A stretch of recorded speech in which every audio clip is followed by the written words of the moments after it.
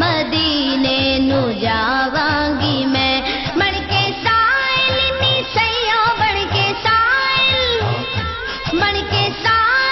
मदीने नु जावांगी मैं जो बीती नबी नो सुनावांगी मैं जो बीती। السلام عليكم. الحمد لله نحمده ونستعينه ونؤمن به ونتوكل عليه ونعوذ بالله من شرور أنفسنا ومن سيئات أعمالنا من يهده الله فلا مضل له ومن يضلله فلا هادي له ونشهد أن لا إله إلا الله وحده لا شريك له ونشهد أن سيدنا محمدا عبده ورسوله أما بعد فإن خير الحديث كتاب الله وخير الهدي هدي محمد صلى الله عليه وسلم وشر الأمور محدثاتها وكل محدثة بدعة وكل بدعة ضلالة وكل ضلالة في النار وما توفيقي إلا بالله عليه توكلت وإليه أنيب. أعوذ بالله من الشيطان الرجيم. بسم الله الرحمن الرحيم. يا أيها الناس اعبدوا ربكم الذي خلقكم والذين من قبلكم لعلكم تتقون الذي جعل لكم الأرض فراشا والسماء بناء وأنزل من السماء ماء فأخرج به من الثمرات رزقا لكم فلا تجعلوا لله أندادا وأنتم تعلمون. قال الله عز وجل يا خير من دفنت بالقاء أعظمه وطاب من طيبهن القاع والأكم نفس الفداء لقبر أنت ساكنه فيه العفاف وفيه الجود والكرم وصاحبك فلا أنساهما أبدا مني السلام عليكم ما جرى القلم. أرحم الراحمين ربي ഞങ്ങൾ ഈ പരിപാടി നീ പൊരുത്തപ്പെട്ട സ്വാലിഹ അമലായി ഞങ്ങൾ സ്വീകരിക്കണം റഹ്മാനെ. ശുദ്ധ ദീനിന് നിന്റെ പൊരുത്തത്തിലായി വളരെക്കാലം ഹിദ്മത്ത് ചെയ്യാനും അവസാനം പരിപൂർണ്ണ ഈമാനോടെ മരിച്ച് മഹാന്മാരോട് ജന്നത്തിന്റെ അഴയിൽ ഒരുമിച്ചുകൂടാനും സാധുക്കളായ ഞങ്ങൾക്കും ഞങ്ങളെ മാതാപിതാക്കൾ, ഭാര്യ, സന്താനങ്ങൾ, കുടുംബാദികൾ, ബന്ധുക്കൾ, ഉസ്താദന്മാർ, ശിഷ്യന്മാർ, ഞങ്ങളെ സഹായിച്ച, സ്നേഹിച്ച, ദുആ കൊണ്ട് ഉപദേശിച്ച എല്ലാ സഹോദരന്മാർക്കും തൗഫീഖ് നൽകണം റഹ്മാനെ. എല്ലാവിധ വിപത്തുകളിൽ നിന്നും സാധുക്കളായ ഞങ്ങളെയും കുടുംബത്തെയും നീ കാക്കണം റഹ്മാനെ ബിറഹ്മതിക യാ അർഹമർ റഹീമീൻ.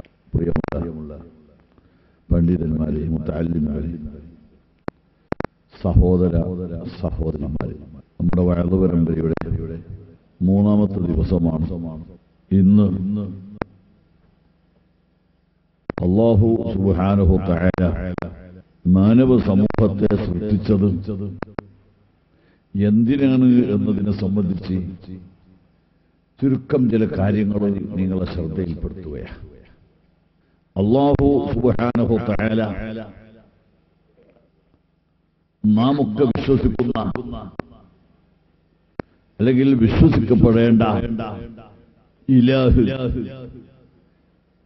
അതാണ് അല്ലാഹു സുബ്ഹാനഹു വതആല. അഷ്റഫുൽ ഖൽഖ് നബി സല്ലല്ലാഹു അലൈഹി വസല്ലം അഫ്ളലു മാ ഖുൽതു അന വന്നബിയ്യൂന മിൻ ഖബ്ലി ഖൗലു ലാ ഇലാഹ ഇല്ലല്ലാഹ്. ലോകത്ത് കഴിഞ്ഞുപോയ മുഴുവൻ പ്രവാചകന്മാരും അഷ്റഫുൽ ഖൽഖ് നബി സല്ലല്ലാഹു അലൈഹി വസല്ലം തങ്ങൾ മാത്രമല്ല, ആദം നബി അലൈഹിസ്സലാം മുതൽക്കുള്ള മുഴുവൻ പ്രവാചകന്മാരും ഈ ലോകത്തോട് പറഞ്ഞ വാക്കുകളിൽ ഏറ്റവും പ്രധാനപ്പെട്ടത് ലാ ഇലാഹ ഇല്ലല്ലാഹ് എന്ന വാക്കാണ്. അതിനേക്കാൾ മഹത്വമുള്ള ഒരു കലിമത്ത് വേറെ ഇല്ല. നിസ്കാരം കഴിഞ്ഞാൽ പല ദിക്റുകളും നമ്മൾ ചൊല്ലാറുണ്ട്. പക്ഷേ അവസാനം ഇമാം പറയും അഫ്ളൽ ദിക്ർ. കുറെ ദിക്റുകൾ നമ്മൾ ചൊല്ലി, ഇനി ചൊല്ലുന്ന ദിക്ർ ഏറ്റവും മഹത്വമുള്ളതാണ് ലാ ഇലാഹ ഇല്ലല്ലാഹ് എന്ന്. ലാ ഇലാഹ ഇല്ലല്ലാഹ് എന്ന തൗഹീദാണ് കഴിഞ്ഞു പോയ പ്രവാചകന്മാര് മുഴുവനും ഈ ലോകത്ത് പഠിപ്പിച്ചിട്ടുള്ളത്. ഇത്ര പവറുള്ള വേറൊരു കലിമത്ത് ഇല്ല. ഒരു മനുഷ്യൻ മുസ്ലിമാകുന്നതും ലാ ഇലാഹ ഇല്ലല്ലാഹു മുഹമ്മദുർ റസൂലുള്ളാഹ് എന്നൊരൊറ്റ വാക്കുകൊണ്ടാണ്. പക്ഷേ നമുക്ക് ആ കലിമത്തിനെ സംബന്ധിച്ച് അത്ര വലിയ പവറൊന്നും തോന്നാറില്ല. ചില ആളുകളൊക്കെ വന്നിട്ട് പറയും, എനിക്ക് നല്ല ദിക്ർ പറഞ്ഞു തരണം നിങ്ങൾ. ലാ ഇലാഹ ഇല്ലല്ലാഹ് എന്ന് ദിക്ർ പറഞ്ഞു കൊടുത്താൽ അവർക്ക് മനസ്സിനൊരു താല്പര്യം കുറവാണ്. അത് നമ്മൾ സാധാരണ ചെല്ലുന്ന ദിക്റാണ്, അതല്ലാത്തൊരു ദിക്റാണ് എന്ന് പറയും. വേറെ ദിക്ർ വേണ്ട എന്നോ അല്ലെങ്കിൽ വേറെ ദിക്റിന് മഹത്വമില്ല എന്നോ അല്ല. ഒരു മനുഷ്യൻ ഈ ലോകത്ത് ചൊല്ലേണ്ട ദിക്റുകളിട്ട് ഏറ്റവും മഹത്വമുള്ള ദിക്ർ ലാ ഇലാഹ ഇല്ലല്ലാഹ്. ആ ദിക്ർ കൊണ്ട് മനുഷ്യൻ എത്രമാത്രം മാറ്റമുണ്ടാകുന്നു നിങ്ങൾ ചിന്തിച്ചോ. ഒരാൾ മുസ്ലിമാകുന്നത് പരലോകത്ത് വിജയിക്കാൻ ആവശ്യമായത് ലാ ഇലാഹ ഇല്ലല്ലാഹു മുഹമ്മദുർ റസൂലുള്ളാഹി എന്ന ദിക്ർ കൊണ്ടാണ്. മഹാനായ നബി സല്ലല്ലാഹു അലൈഹി വസല്ലം ഇസ്ലാം മത പ്രബോധനത്തിന്റെ ആദ്യ കാലഘട്ടം അല്ലാഹുവിന്റെ റസൂൽ ഖൈബറിൽ ചെന്നപ്പോ അവിടെ അന്ന് ജൂതന്മാരായിരുന്നു താമസിച്ചിരുന്നത്.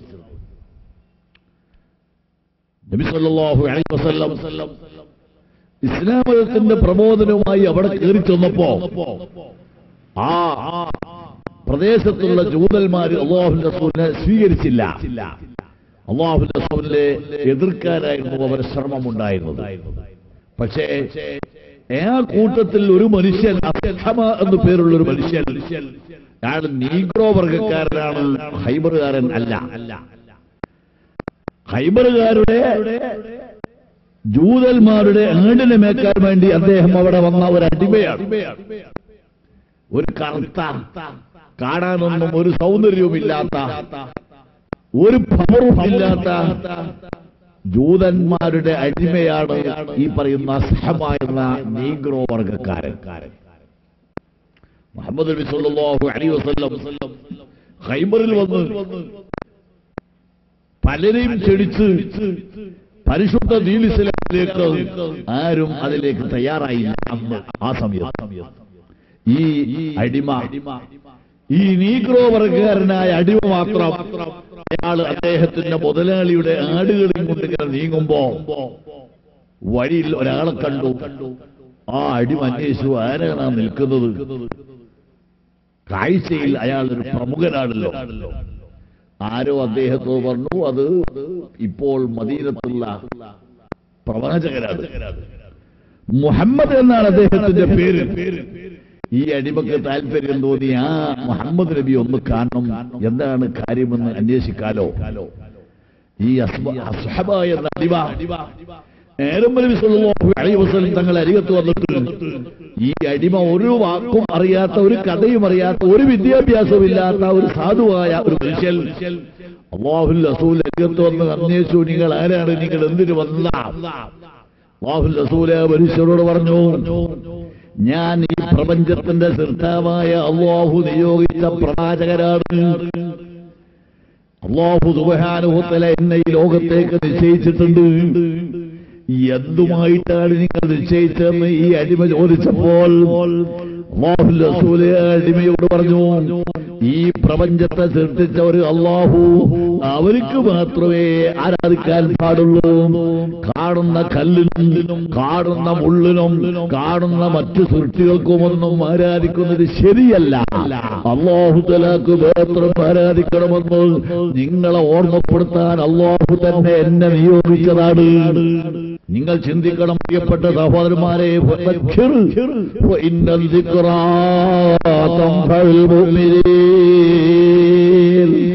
ഉപദേശം എല്ലാ മനുഷ്യന്മാർക്കും ഉപകരിച്ചു കൊള്ളണമെന്നില്ല. എത്ര വാഴുകൾ നമ്മൾ കേൾക്കാറുണ്ട്, എന്തെല്ലാം പുസ്തകങ്ങൾ നമ്മൾ വായിക്കാറുണ്ട്, എന്തെല്ലാം പ്രസിദ്ധീകരണങ്ങൾ നമ്മൾ കണ്ടിട്ടുണ്ട്.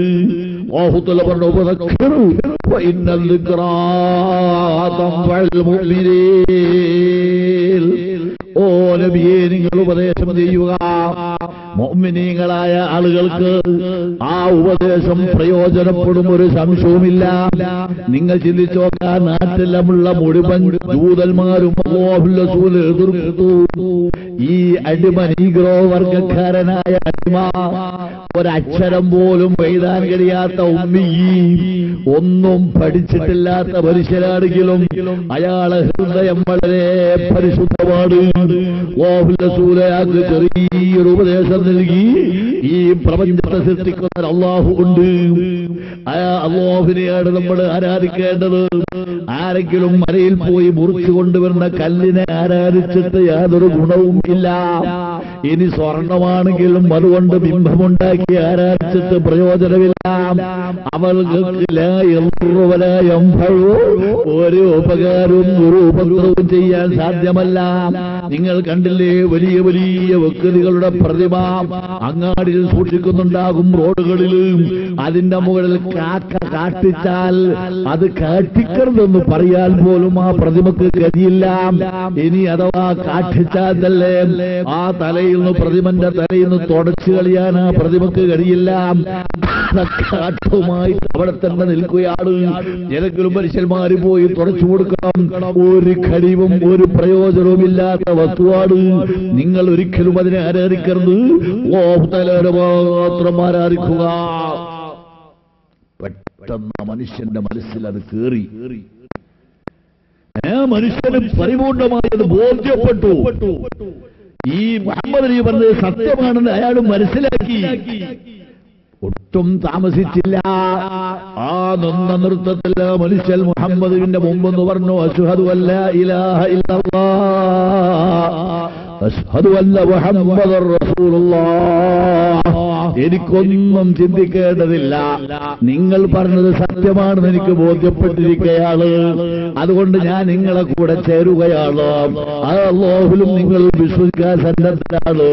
എന്താണ് വേണ്ടതെന്ന് പറഞ്ഞു തരണമെന്ന് പറഞ്ഞപ്പോൾ അല്ലാഹു റസൂലയാക്ക് ചൊല്ലിക്കൊടുത്തതാണ്, അശ്ഹദു അല്ലാ ഇലാഹ ഇല്ലല്ലാഹ് അശ്ഹദു അന്ന മുഹമ്മദർ റസൂലുള്ളാഹ്. ഈ വാക്ക് മാത്രം ആ മനുഷ്യൻ ചൊല്ലി. ഇത് അയാൾ പരിപൂർണമായി ഉൾക്കൊണ്ടു. വേറെ ഒരു ഇബാദത്തും അയാൾ ചെയ്തിട്ടില്ല, ഒരൊറ്റ വഖ്തും അയാൾ നിസ്കരിച്ചിട്ടില്ല, നിസ്കരിക്കാനുള്ള സമയം അയാൾക്ക് കിട്ടിയിട്ടില്ല, ഒരു നോമ്പ് അയാൾ നോറ്റിട്ടില്ല, ഒരു കർമ്മവും അയാൾ ചെയ്തിട്ടില്ല. സമയം ലഭിക്കാത്തത് കൊണ്ട് അയാൾ മുഹമ്മദിൽ വിശ്വസിച്ചു. അശ്ഹദു അല്ലാ ഇലാഹ ഇല്ലല്ലാഹ് അശ്ഹദു അന്ന മുഹമ്മദർ റസൂലുള്ളാഹ്. ചുറ്റുവട്ടം ജൂതന്മാരിത് കണ്ടുകൊണ്ടിരിക്കുകയാണ്. അവർക്ക് കലികേറി. നമ്മളൊക്കെ ഈ മുഹമ്മദിനെ എതിർത്തിട്ട് നമ്മളെ കൂലിക്കാരൻ, വേലക്കാരൻ, നമ്മുടെ അടിമ ഈ മുഹമ്മദിനെ നമ്മളുടെ സമ്മതം ഇല്ലാതെ വിശ്വസിക്കുകയോ? ചെറുപ്പക്കാരായ ഏതാനും ജൂതന്മാർ ഈ അടിമനെ അടിച്ചു. അയാൾ മരിച്ചുപോയി. ആ ജൂതന്മാരായ ചെറുപ്പക്കാരുടെ അടികൊണ്ട് ഈ സാധു മനുഷ്യൻ മരിച്ചുപോയി. മുഹമ്മദ് നബി സല്ലല്ലാഹു അലൈഹി വസല്ലമയുടെ കൂടെ ഉണ്ടായിരുന്ന സ്വഹാബിമാരോട്, ശിഷ്യന്മാരോട് അല്ലാഹുവിന്റെ റസൂൽ പറഞ്ഞു, ഇയാൾ നമ്മൾ വിശ്വസിച്ച ആളാണ്, അയാളൊരു മുസ്ലിമാണ്, അയാളെ മറവ് ചെയ്യേണ്ട ബാധ്യത നമുക്കുണ്ട്. സ്വഹാബിമാർ കുളിപ്പിച്ച് മയ്യത്ത് നിസ്കരിച്ച് അയാളെ മറവ് ചെയ്തു. ആ അടിമനെ മറവ് ചെയ്ത് മഹാനായ നബി സല്ലല്ലാഹു അലൈഹി വസല്ലം തങ്ങളുടെ നേതൃത്വത്തിൽ നിങ്ങൾ ആലോചിച്ച് നോക്ക്. ബഹുമാനപ്പെട്ട നബി സല്ലല്ലാഹു അലൈഹി വസല്ലം മനുഷ്യനെ മറവ് ചെയ്തു, ഖബറിലേക്ക് താഴ്ത്തി. മയ്യത്ത്, ഈ അടിമന്റെ മയ്യത്ത് ഖബറിലേക്ക് താഴ്ത്തിയപ്പോൾ ആരംഭ നബി സല്ലല്ലാഹു അലൈഹി വസല്ലം പുറകോട്ട് മാറിക്കളഞ്ഞു. ബഹുമാനപ്പെട്ട സ്വഹാബത്ത് ചോദിച്ചു, എന്തായാലും നിങ്ങൾ പുറകോട്ട് മാറിക്കളഞ്ഞത്? ഈ മയ്യത്തിന്റെ പരിപാലനത്തിൽ ഇതുവരെ സജീവമായി നിന്ന നിങ്ങൾ, മുൻനിരയിലുണ്ടായിരുന്ന നിങ്ങൾ, നേതൃത്വം വഹിച്ച നിങ്ങൾ, എന്താണ് പുറകോട്ട് മാറിക്കളഞ്ഞത്? ബഹുമാനപ്പെട്ട നബി സല്ലല്ലാഹു അലൈഹി വസല്ലം പറഞ്ഞു, ഈ മയ്യത്ത് ഖബറിലേക്ക് വെച്ചപ്പോൾ കേവലം അശ്ഹദു അല്ലാ ഇലാഹ ഇല്ലല്ലാഹ് അശ്ഹദു അന്ന മുഹമ്മദർ റസൂലുള്ളാഹ് എന്ന കലിമത്ത് ചൊല്ലി എന്നല്ലാതെ ഒരൊറ്റ വഖത്തും അയാൾ നിസ്കരിച്ചിട്ടില്ല. കാരണം അതിനയാൾക്ക് അവസരം കിട്ടിയിട്ടില്ല. ജൂതന്മാർ തല്ലിക്കൊന്നു കളഞ്ഞു. ഒരു ദിക്റും ആ മനുഷ്യൻ ചൊല്ലിയിട്ടില്ല. ഒരു നോമ്പും അയാൾ നോറ്റിട്ടില്ല. ഒരു കർമ്മവും അയാൾ ചെയ്തിട്ടില്ല. ലാ ഇലാഹ ഇല്ലല്ലാഹ് മുഹമ്മദുർ റസൂലുള്ളാഹ് എന്ന കലിമത്ത് തൗഹീദ് ചൊല്ലി എന്നത് മാത്രമാണ് അയാളെ നിങ്ങൾ ഖബറിലേക്ക് താഴ്ത്തിയപ്പോൾ ഞാൻ ഖബറിലേക്ക് നോക്കുമ്പോൾ സ്വർഗലോകത്തുനിന്ന് ഹൂർലിങ്ങൾ ഇറങ്ങി വന്നിട്ട് ആ മനുഷ്യനെ സന്തോഷിപ്പിക്കുന്നു. അയാളെ ചുംബിക്കുന്ന രംഗമാണ് എനിക്ക് കാണാൻ കഴിഞ്ഞത്. ഒരു സ്ത്രീ ഒരു പുരുഷനെ ചുംബിക്കുന്നത് കാണുന്നത് ഭംഗിയല്ലല്ലോ. അതുകൊണ്ട് ഞാൻ പുറകോട്ട് മാറിക്കളഞ്ഞതാ. ലാ ഇലാഹ ഇല്ലല്ലാഹ്